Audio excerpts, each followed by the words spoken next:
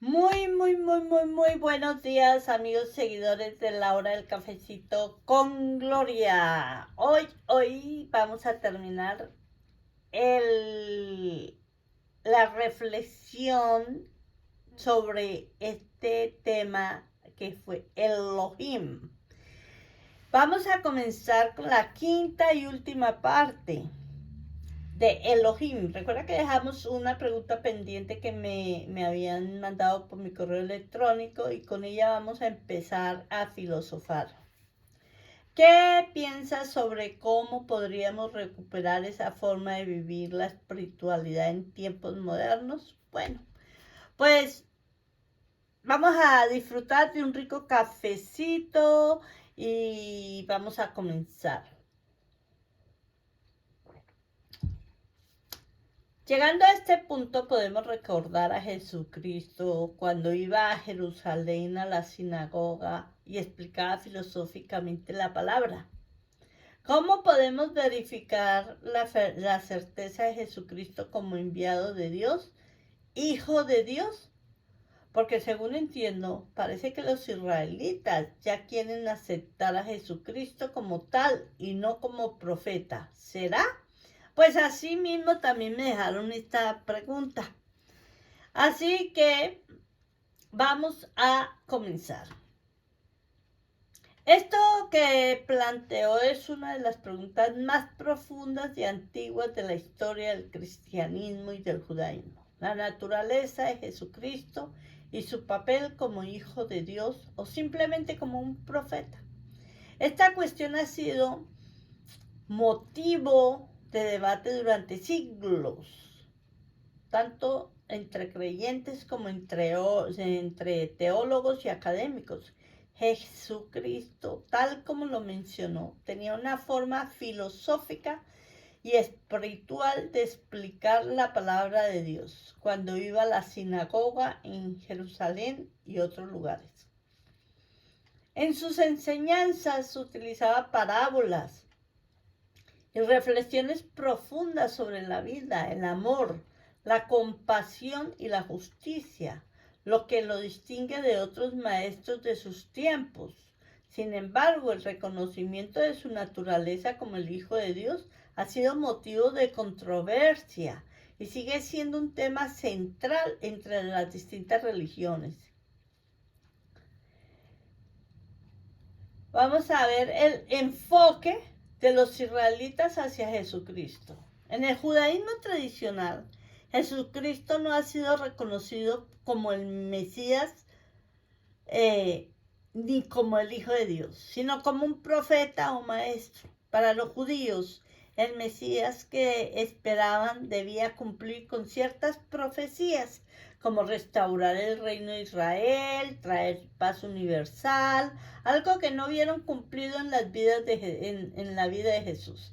Esta es la razón por la que no lo aceptaron como el Mesías prometido de su tradición. Y me pregunto, ¿está cambiando esto hoy en día?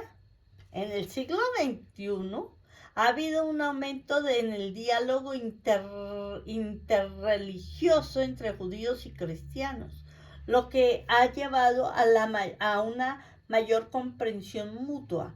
Aunque no es común que los judíos reconozcan a Jesús como el Mesías o el Hijo de Dios, algunos estudiosos judíos están comenzando a reevaluar el papel de Jesús en la historia y su influencia en el mundo. En algunos casos existe una mayor apertura para ver a Jesús no solo como un profeta, sino como alguien con una profunda importancia espiritual.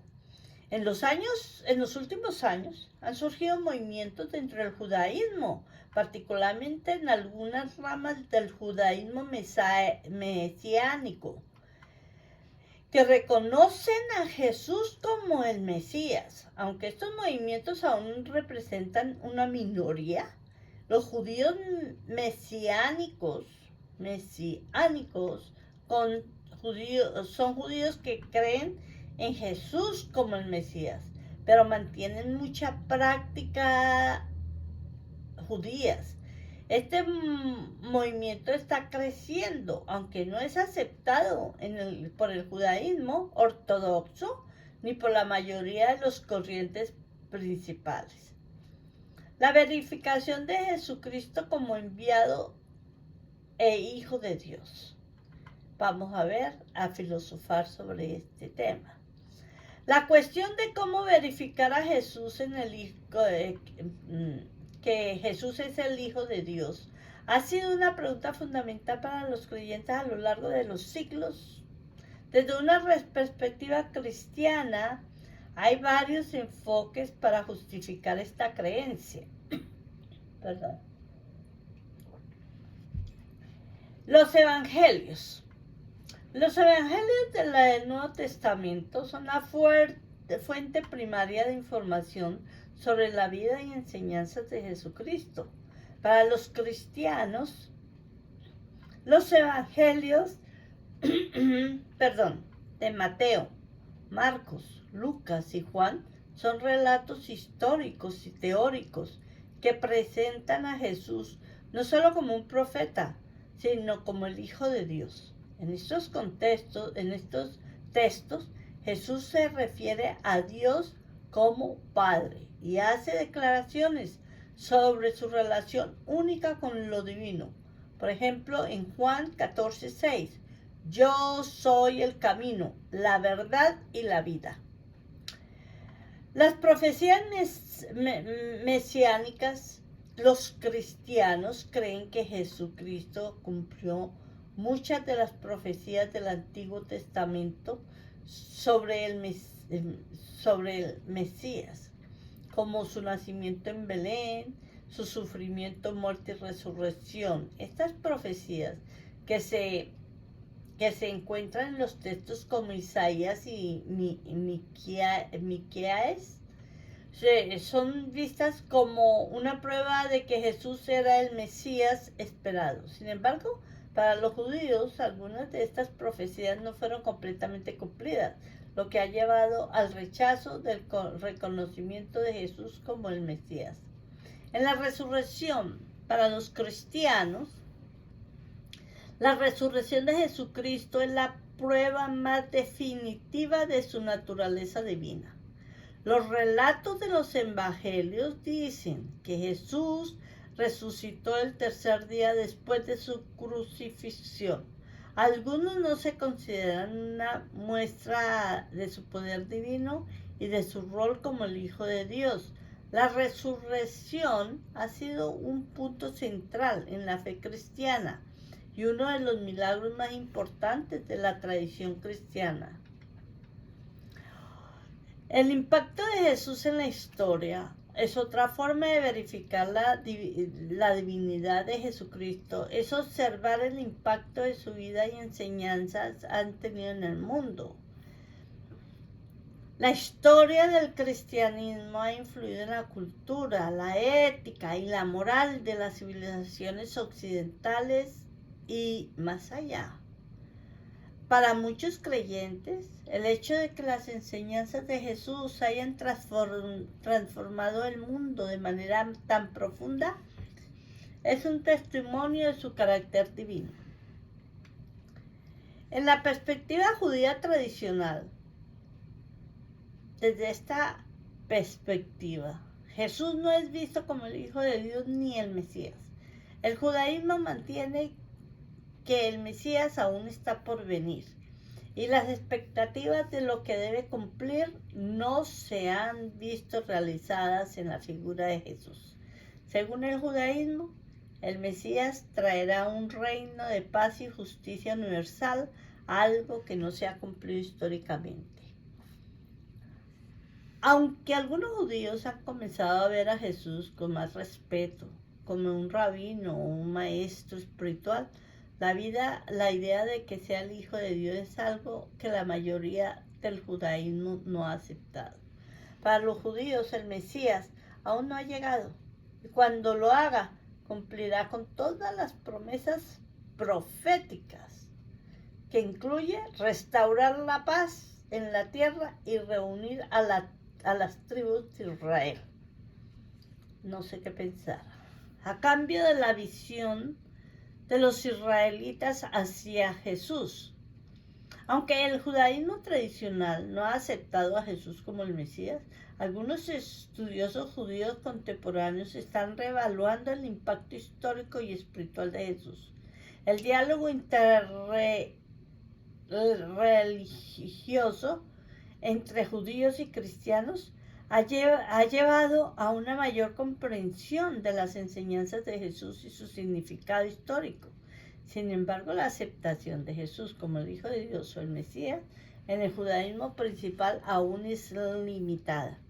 El movimiento del judaísmo mesaico es el único que ha aceptado a Jesús como el Mesías, pero este movimiento representa una pequeña minoría dentro de la comunidad judía en general. Vamos a tomar cafecito. Sí, señores. El papel del libre albedrío y la fe personal. Al final, la verificación de que Jesús es el Hijo de Dios no puede ser únicamente un ejercicio intelectual o histórico, sino que involucra una decisión personal de fe. La creencia en Jesús como el Hijo de Dios es parte del libre albedrío de cada persona. Muchos cristianos creen que esta verdad se revela no solo a través de pruebas históricas, sino a través de la experiencia espiritual y el encuentro personal con Dios. Para los cristianos, aceptar a Jesús como el Hijo de Dios implica una relación personal con Él y una transformación interna que va más allá de las pruebas externas. El debate sobre si Jesucristo es el Hijo de Dios o simplemente un profeta sigue siendo una cuestión central entre el cristianismo y el judaísmo. Aunque algunos grupos dentro del judaísmo están reevaluando la relación con Jesús, la mayoría de judaísmos tradicionales aún no la acepta como el Mesías. Para los cristianos, la verificación de Jesús como Hijo de Dios se basa en la fe, las escrituras, las profecías cumplidas y las experiencias espirituales. La filosofía espiritual de Jesucristo, como mencioné, sigue siendo profundamente relevante y mi enfoque para enseñar a través de las parábolas y reflexiones sigue impactando a millones de personas hoy en día. Una pregunta que me dejaron. ¿Qué crees que sería necesario para que más personas aceptaran a Jesucristo como el Hijo de Dios?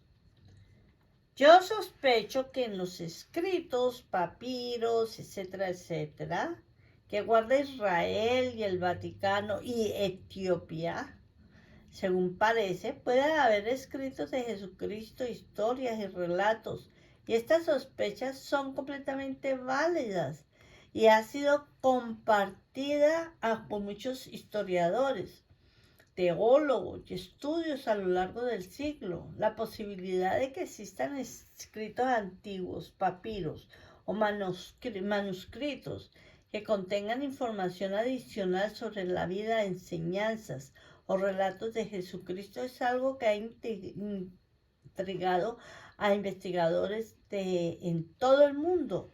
Tanto Israel como el Vaticano y Etiopía son países e instituciones que tienen una rica tradición de conservar manuscritos antiguos y textos sagrados. Estos lugares han sido custodios de documentos históricos de gran relevancia para la historia del judaísmo, del cristianismo y otras religiones. Vamos a hablar de Israel y los manuscritos del Mar Muerto. En Israel, uno de los hallazgos más importantes relacionados con antiguos textos bíblicos son los manuscritos del Mar Muerto, descubiertos entre 1947 y 1956 en Qumran.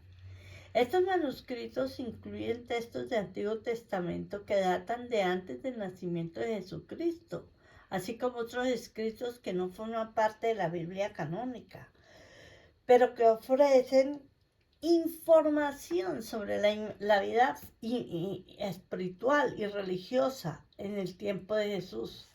Aunque los manuscritos del Mar Muerto ya han sido en su mayoría estudiados, algunos teóricos creen que todavía puede haber escritos no revelados o aún no traducidos que podrían contener información sobre Jesús o las comunidades cristianas primitivas. También hay una posibilidad, aunque especulativa, de que Israel tiene otros papiros y manuscritos relacionados con la vida de Jesús que aún no han sido divulgados por razones políticas o religiosas. El archivo secreto del Vaticano. Tomemos un poquito de café.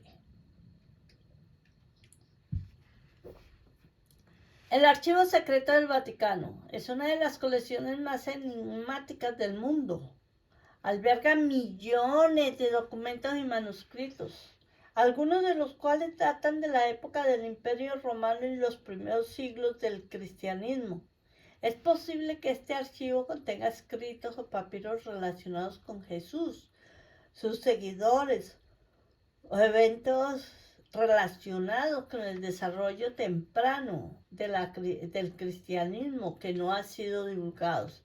El Vaticano ha sido el custodio de innumerables escritos sobre la historia de la Iglesia primitiva, las enseñanzas de los apóstoles y textos que no fueron incluidos en el Nuevo Testamento canónico.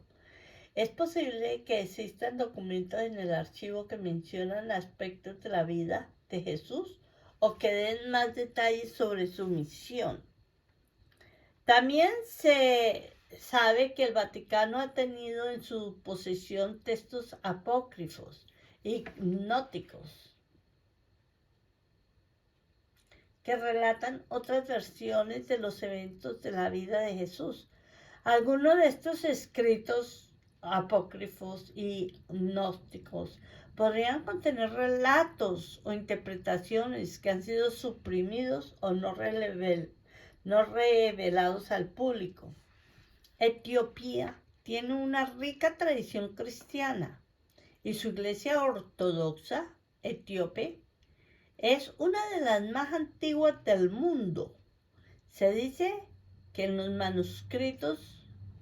monasterios y en las iglesias de Etiopía se conservan manuscritos muy antiguos que podrían arrojar la luz sobre la historia de los primeros cristianos y quizás sobre la vida de Jesucristo. Un texto etíope fundamental, el Kebra Nagash, habla de la reina de Saba y el rey Salomón y de la historia del Arca de la Alianza, que según la tradición etíope está guardada en la iglesia de Santa María de Sion, en Aksum. Aunque este texto no está relacionado directamente con Jesús, mientras que Etiopía ha conservado importantes manuscritos antiguos con vínculos a la tradición bíblica. Algunos estudios creen que Etiopía podría poseer manuscritos relacionados con la vida de Jesús o los primeros cristianos, ya que el cristianismo llegó a Etiopía muy temprano en la historia, en el siglo IV, cuando era aún una religión muy joven. A lo largo de la historia ha habido numerosos textos apócrifos y gnósticos que contienen historias y relatos sobre Jesús que no forman parte del Nuevo Testamento canónico. Estos textos han sido excluidos de la Biblia oficial, pero aún así ofrecen una perspectiva interesante sobre la vida de Jesús y cómo fue interpretado por diversas comunidades cristianas primitivas. Los evangelios apócrifos son escritos que relatan la vida y enseñanzas de Jesús, pero que no fueron aceptados en el canon bíblico, como el Evangelio de Tomás, un texto gnóstico que contiene dichas atribuciones a Jesús, muchos de los cuales no aparecen en los evangelios canónicos. Este evangelio es más filosófico y místico y presenta a Jesús como un maestro de sabiduría.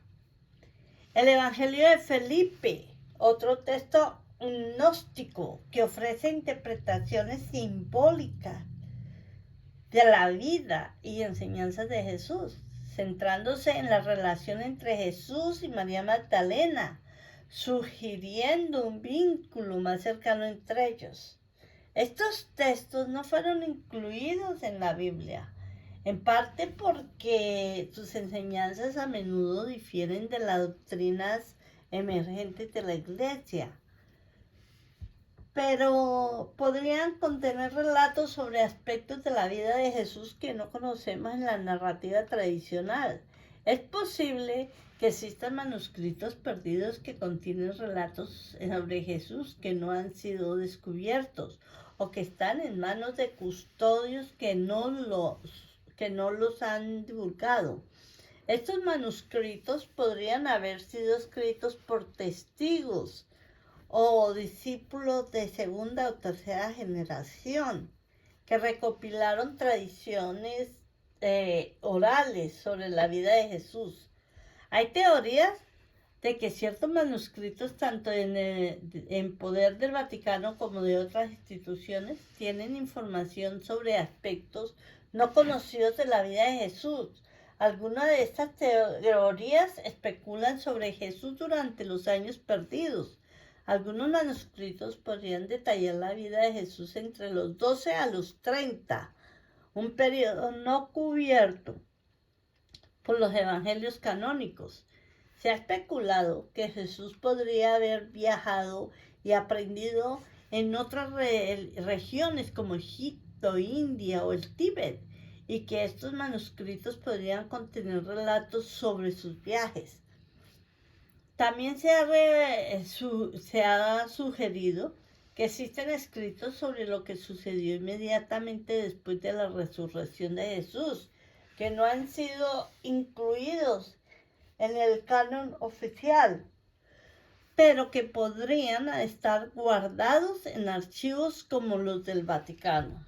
Y nos preguntamos, ¿por qué no han sido revelados estos escritos? ¿Sí? Existen estos documentos. Es posible que no hayan sido revelados por varias razones. Por la perfección de la fe, la falta de confirmación, intereses políticos o religiosos. Las instituciones religiosas podrían mantener ciertos textos ocultos para evitar que contradigan o confundan la doctrina establecida. Divulgar textos que ofrezcan una versión diferente de la vida o enseñanzas de Jesús podría causar controversia y división entre los creyentes. Algunos manuscritos pueden no haber sido revelados porque aún no han sido completamente estudiados o autenticados. Puede ser que las instituciones quieren estar seguras de su contenido antes de hacerlos públicos. En algunos casos podría haber razones políticas o religiosas para mantener políticas o religiosas, para mantener ciertos textos secretos, en secreto, especialmente si su contenido cambia de forma en que se perciben eventos claves de la historia cristiana.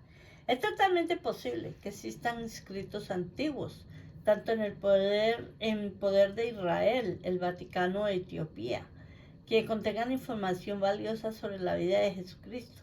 Algunos de estos textos podrían ofrecer una visión más compleja de su vida, enseñanzas y la forma en que fue percibido por las comunidades cristianas primitivas.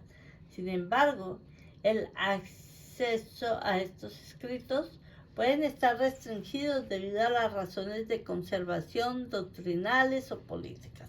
Lo que está claro es que el interés en descubrir más sobre la vida de Jesús no ha disminuido y cada nuevo hallazgo tiene el potencial de transformar nuestra comprensión de uno de los personajes más influyentes de la historia humana. Una pregunta que recibí. ¿Qué impacto tendría si se revelaran escritos que ofrecen nuevos detalles sobre la vida de Jesús? En mi pensar, sería fascinante tener acceso a más escritos sobre la vida y las enseñanzas de Jesús, ya que nos permitiría profundizar en su mensaje y obtener una comprensión más completa y rica de su figura histórica y espiritual. Tener más fuentes directas y relatos que amplíen lo que ya conocemos podría abrir nuevas vías de aprendizaje, reflexión y prácticas espirituales. Más escritos sobre Jesús podría ayudarnos a explorar aspectos de su vida que no se encuentran en los evangelios canónicos. Esto incluiría, por ejemplo, los llamados años perdidos entre los 12 a los 30, o detalles más íntimos sobre sus interacciones con los discípulos y seguidores. Al tener acceso a más información sobre Jesús, los creyentes podrían reflexionar profundamente sobre su vida, entendiendo no solo sus enseñanzas públicas, sino también en su vida personal, sus decisiones, cómo enfrentó las dificultades que encontró. Con un conocimiento más amplio, podríamos aplicar diferentes enseñanzas a nuestra vida, inspirándonos en ejemplos específicos que quizás no conocíamos y viendo a Jesús desde múltiples perspectivas. Una mayor cantidad de textos podría darnos acceso a más de la reflexión filosófica de Jesús, tal como mencionábamos antes. Los misioneros en la época de mi abuelita filosofaban sobre los pasajes de la Biblia para ayudar a la gente a entenderlos y explicarlos a su tiempo. Esto nos recuerda que Jesús no solo enseñaba con autoridad, sino que invitaba a reflexionar profundamente sobre la vida, la moral y el propósito divino. Los nuevos escritos podrían contener enseñanzas que nos ayuden a lidiar con los desafíos modernos y proporcionarnos una forma más filosófica y reflexiva de aplicar la espiritualidad en nuestras vidas.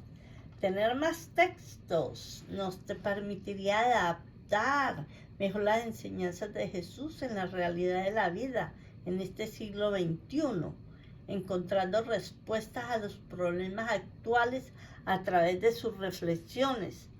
Acceder a nuevos relatos y detalles sobre la vida de Jesús podría fortalecer la fe de muchas personas, aprender más sobre sus palabras, sus acciones y los desafíos que enfrentó. Podríamos hacernos sentir aún más conectados con el mensaje y su misión. Los jóvenes podrían encontrar en estos escritos una fuente de inspiración renovada, al ver a Jesús no solo como una figura histórica distante, sino como alguien cuyas enseñanzas siguen siendo relevantes y poderosas. Aquellos que ya tienen una relación espiritual con Jesucristo podrían sentir que los nuevos textos le ayudan a conocer aún más profundamente, reforzando su compromiso y su devoción. Tener acceso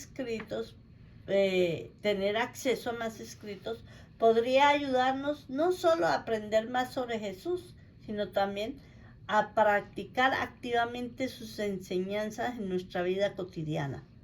Con más ejemplos y enseñanzas disponibles, podríamos encontrar formas más ricas de incorporar los valores de Jesús que Jesús enseñaba, como la compasión, el amor al prójimo y la justicia en nuestras interacciones diarias. Los escritos podrían ofrecer perspectivas sobre cómo Jesús entendía la espiritualidad y el crecimiento personal, ayudándonos a explorar nuevas formas de conexión con lo divino en nuestras propias vidas. Finalmente, si se revelaran más textos sobre Jesús, el impacto no solo sería individual, sino también global. La posibilidad de acceder a más información sobre la figura central del cristianismo podría unir a diferentes religiones.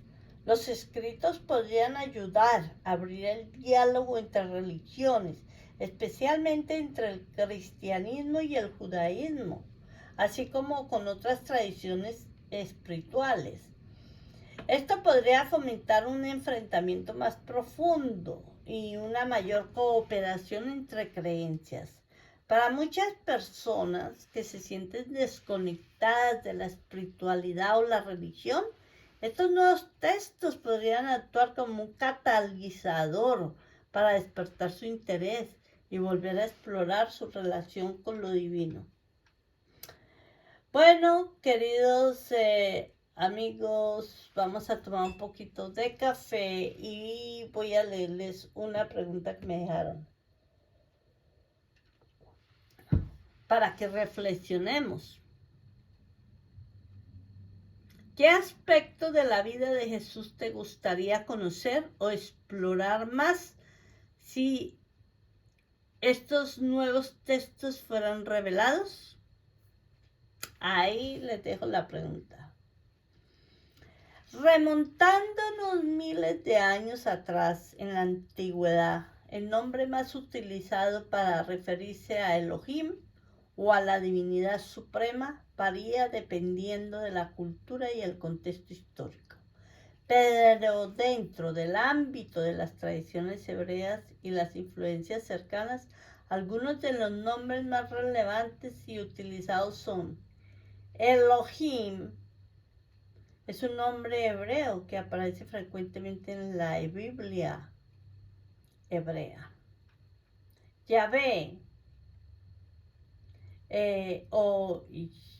Yahvé es otro nombre antiguo y sagrado usado para referirse a Dios en la tradición hebrea.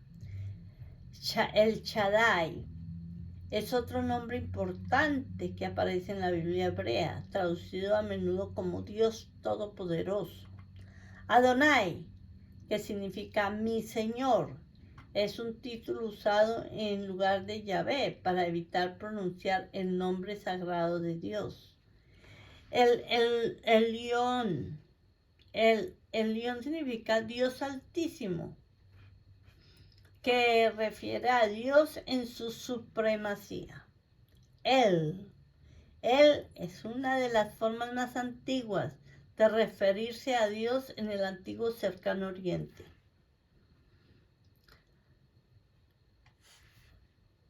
Hashem, que literalmente significa el nombre. Es una forma reverente de referirse a Dios sin pronunciar su nombre sagrado, Yahvé. El Olam significa Dios eterno o Dios de la eternidad, subrayando la naturaleza temporal e infinita de Dios. Baal, aunque no se refiere directamente a Elohim, el nombre Baal, que significa Señor o amo, fue utilizado en las religiones cananeas para referirse a varios dioses. En las primeras épocas bíblicas, las culturas circundantes de Israel, como los cananeos, egipcios y mesopotámicos, tenían múltiples nombres para sus deidades. Sin embargo, con el desarrollo del monoteísmo hebreo, el uso del nombre como Elohim, Yahvé y el Shaddai marcó el reconocimiento de un Dios único y supremo que regía sobre todo. En resumen, A lo largo de la historia antigua y los tiempos bíblicos, Elohim y Yahvé fueron los nombres más utilizados en la tradición hebrea para referirse al Dios único y supremo. Estos nombres transmitían diferentes aspectos de la divinidad. Elohim como creador y juez, Yahvé como el Dios personal de Israel y el Shaddai como el Dios todopoderoso.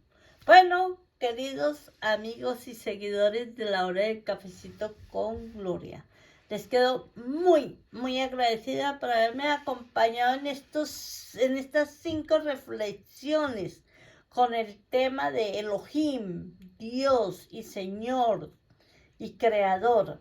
Hasta pronto, deseándoles siempre lo mejor, que tengan unos maravillosos días con mucha espiritualidad. Me despido de todos ustedes, hasta la próxima y nos vemos en un nuevo episodio. Hasta la próxima. Bye bye, bye bye, bye bye.